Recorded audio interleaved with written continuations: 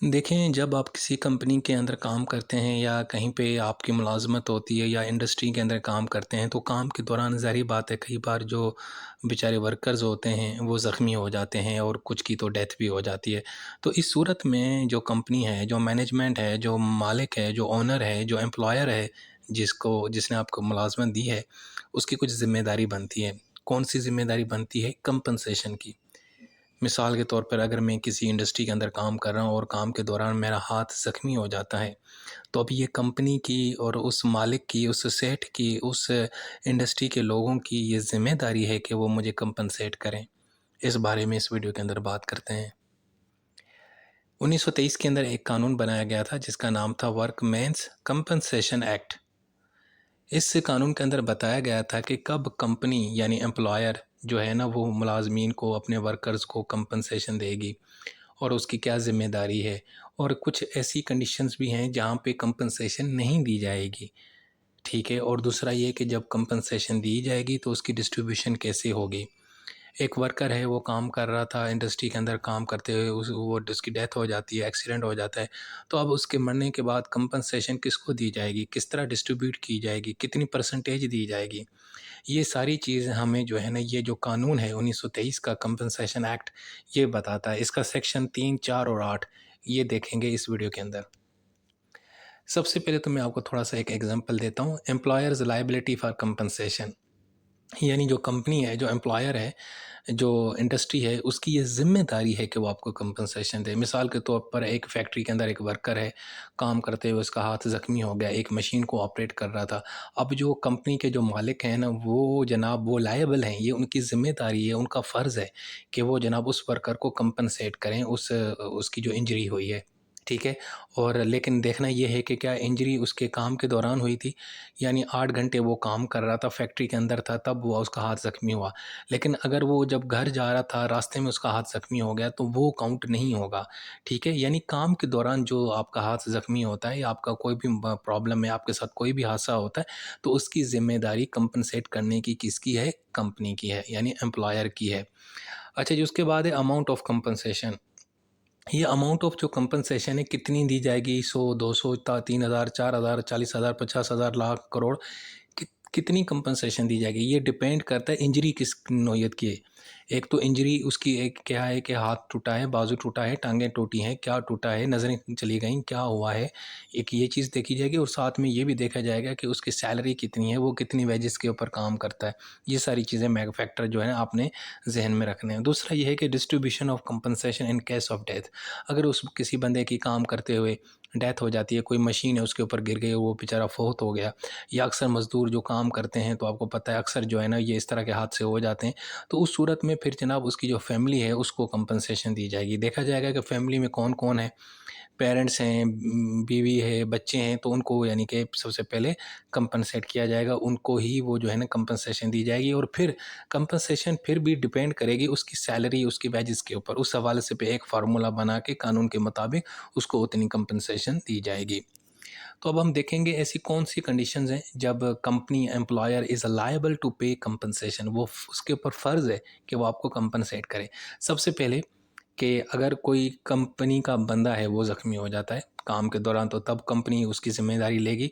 और दूसरा, make sure करना है कि ये कंपनसेशन तभी मिलेगी जब वो काम के दौरान ज़ख्मी हुआ।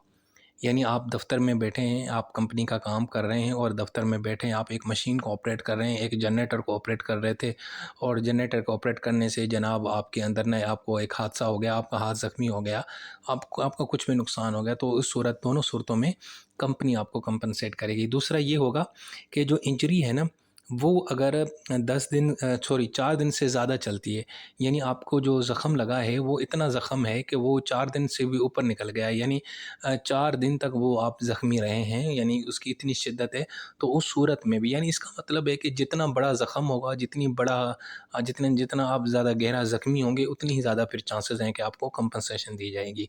यानी सिर्फ़ ये नहीं है कि एक ख़राश आ जाए, हल्का सा कट लग जाए, ठीक है ना, थोड़ी सी खाल आपकी उधर जाए, या वैसे ही जो है ना आपके ऊपर कोई चीज़ गिर गई हाथ के ऊपर लेकिन ज़ख़म नहीं हुआ, वैसे आपको दर्द हो रहा है मसल के ऊपर हुआ, तो इस सूरत में तो कंपनसेशन नहीं मिलेगी। लेकिन अगर कोई बड़ा ज़ख़म हुआ है, आपकी 2 उँगलियाँ कट गई, आपका हाथ कट गया, तो इस सूरत में फिर आपको कंपनसेशन दी जाएगी। अच्छा जी, अब ये कौन सी कंडीशंस हैं जहाँ पे एम्प्लॉयर इज़ नॉट लायबल? ऐसी कौन सी सूरत हैं जब आपको कंपनसेशन नहीं दी जाएगी? नंबर 1 सबसे पहले कि आपकी जो इंजरी है वो शॉर्ट पीरियड की है, आपको जो चोट लगी थी वो 1 दिन के अंदर सही हो गई, 2 दिन के अंदर सही हो गया, ठीक है। दूसरा, जो इंजरी थी ना वो आपकी अपनी ही यानी कि उसकी वजह से हुई कि आपने इंटॉक्सिकेशन हो गए, आपने क्या किया, पानी की जगह जो है ना दारू पी लिया, ठीक है ना। आपने कोई ऐसी चीज़ पी ली, ठीक है, काम करते हुए जनाब जो है ना 3 गिलास जो है ना नमकीन लस्सी की पी लिए, मटके वाली पी ली लस्सी, उसके बाद आपको नींद आने लगी और काम आपका ख़राब हो गया, और कोई आप मशीन को ऑपरेट कर रहे थे, वापस ऑपरेट नहीं हुई क्योंकि आपको नशा चढ़ गया, नींद आ गई। अगर इस तरह की आपने कोई खच मारी है ना तो फिर ये आपकी ज़िम्मेदारी होगी, उनकी नहीं होगी, ठीक है। अगर या कोई ड्रिंक करके आप काम करते हैं, आपने ये किया, ठीक है।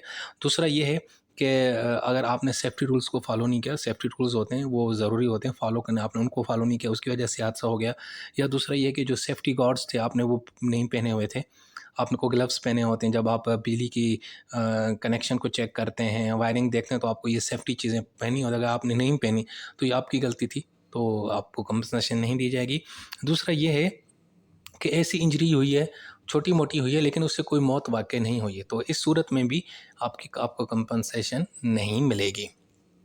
अच्छा जी, अब रेमेडीज़ क्या हैं? मैं कंपनी में काम कर रहा था, मुझे चोट लगी, कंपनी मुझे कहती है मैं तुम्हें पैसे नहीं दूँगी, अब मैं क्या कर सकूँगा?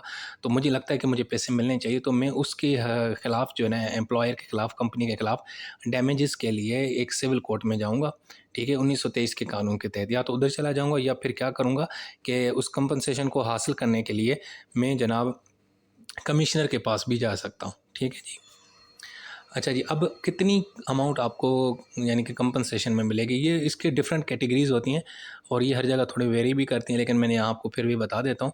मिसाल के तौर पर अगर आपकी मौत वाक़ई हो जाती है, आपकी डेथ हो जाती है किसी वर्कर की, तो अगर वो उसकी मंथली जो वेजेज़ हैं वो 3000 तक हैं, तो उसको 2 लाख तक कंपनसेशन मिलेगी। इसी तरीके से अगर आपकी जो है ना आपका आपको आपको कोई ज़ख्मी हुए हुए हैं और उससे आपकी परमानेंट डिसएबलमेंट हुई, आप यानी कि मुकम्मल तौर पे वो आपका जो है नुकसान हो चुका है, आप नायल हो चुके हैं हाथ से या कि ज़ख़म से, तो उस सूरत में भी जनाब देखा जाएगा आपकी सैलरी कितनी, अगर 3000 तक है तो फिर आपको 2 लाख मिलेंगे। अच्छा, परमानेंट टोटल डिसएबलमेंट से मुराद है कि कम्प्लीटली आपकी आँखें ज़ाया हो जाएँ, कम्प्लीटली आपकी 4 जो उँगलियाँ हैं वो कट जाएँ हमेशा के लिए, आप अब उनको इस्तेमाल ना कर सकें इस सूरत में। दूसरा ये कि कंपनसेशन फॉर परमानेंट पार्शियल डिसएबलमेंट, यानी कि पार्शियली आपको थोड़ी बहुत चोट लगी, ठीक है ना। मिसाल के तौर पर आपका जो थंब है वो आप नहीं काम नहीं कर रहा, या कोई और सूरत में, तो इन सूरतों में सारी में ना फिर ये देखा जाता है कि ज़ख़म किस नौइयत का है, और फिर उसका सारा जो है ना अंदाज़ा लगाया जाता है। साथ में कुछ अमाउंट जो है ना वो कमिश्नर भी एस्टिमेट करता है, वो भी बताता है। तो ये सारी चीज़ें देखी जाती हैं। इसके अलावा दूसरा है कि कंपनसेशन फॉर टेम्परेरी डिसेबलमेंट, यानी टेम्परेरी आपको कोई चोट लगी है, टेम्परेरी आपका कुछ नुकसान हुआ है, आपके बाल उड़ गए, आग लग गई, और कुछ दिनों के बाद 1-2 हफ़्ते के बाद वो दोबारा आ गए। तो इस सूरत में जनाब तो जो जो वर्कर होगा ना, they receive half monthly payment according to schedule, ठीक है, जिस किस्म का ज़ख़म होगा। और दूसरा होगा वो मैक्सिमम 5 साल तक हासिल करेंगे, उससे ज़्यादा नहीं। तो यानी सिंपल ये है कि यार इसमें ना कंपनसेशन है ना वो डिपेंड करती है आपके ज़ख़म के ऊपर, जो ज़ख़म होगा उस नौइयत से आपको कंपनसेट किया जाएगा। इसमें बाकी कोई इतनी रॉकेट साइंस नहीं है। अच्छा जी, अब दूसरा ये देखेंगे कि अगर आपकी डेथ हो जाती है तो उस सूरत में कौन से डिपेंडेंट हैं, किनको कंपनसेशन मिलेगी आपके जाने के बाद, आपके मरने के बाद। अगर आप वर्किंग के दौरान, काम के दौरान, इंडस्ट्री के दौरान आपकी डेथ हो जाती है। नंबर 1 सबसे पहले पेरेंट्स आएँगे, उसके बाद अगर पेरेंट्स नहीं हैं तो जो आपके दादा-दादी हैं, ग्रैंड पेरेंट्स हैं, उनको मिलेगी। और दूसरा ये है कि अगर हस्बैंड फ़ौत हो जाता है तो उसकी बेवा को मिलेगा, अगर बीवी फ़ौत हो जाएगी तो उसके शौहर को मिलेगी कंपनसेशन, ठीक है। और अगर माइनर सन है, अगर ऐसा आपका बेटा है जिसकी उम्र 15 साल से कम है, तो उसको कंपनसेशन मिलेगी। अगर बेटी है लेकिन वो अनमैरिड है तो उसको कंपनसेशन भी मिल सकती है। इसी तरीके से आपकी जो अम्मी हैं, क्योंकि आपके अब्बू फ़ौत हो चुके हैं, वो बेवा है और कोई नहीं है तो आप उसको देंगे। इसी तरीके से आपकी बहन है, अगर वो विधवा है बेचारी, उसके भी हस्बैंड फ़ौत हो चुके हैं तो उसको दिया जाएगा। इसी तरीके से आप अपने एडॉप्टेड सन जो है, लेजिटिमेट जिसको आपने एडॉप्ट किया है, उस सन को भी दे सकते हैं। इसी तरीके से आपने अगर कोई अपनी जो किसी बच्ची को एडॉप्ट किया है आपने, आपकी एक एडॉप्टेड डॉटर है, बेटी है, तो उसको भी कंपनसेशन मिल सकती है। तो ये मुख्तलिफ़ कंडीशंस हैं इन लोगों को कंपनसेशन कंपनसेशन मिलेगी। ठीक है जी। तो दोस्तों ये थी हमारी एक और वीडियो, ठीक है, लेबर लॉस के हवाले से, बहुत ही आसान, सिंपल, टू द पॉइंट, याद रखना है इसको, बस क्लियर हो जाएगा। सो ये टॉपिक था एम्प्लॉयर्स लायबिलिटी फॉर कंपनसेशन, यानी आप काम के दौरान ज़ख्मी हो जाते हैं तो उस सूरत में कंपनी की ये जिम्मेदारी है कि वो आपको कंपनसेशन दे। उसकी कौन सी कंडीशंस मैंने वो बताई, और कौन सी कंडीशंस हैं जहाँ पे कंपनी की जिम्मेदारी नहीं बनती कि वो आपको कंपनसेशन दे। ठीक है, अपना बहुत सारा ख्याल रखें।